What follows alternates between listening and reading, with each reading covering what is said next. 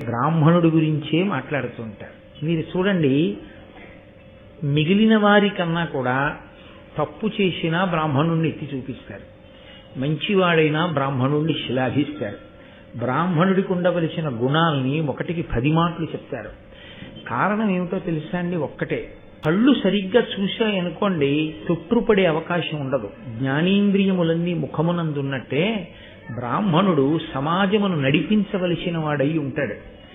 ఆయన నిరంతరము అధ్యయనశీలి కావాలి. ఆయన ఎప్పుడూ గ్రంథపఠనం చేస్తూ ఉండాలి.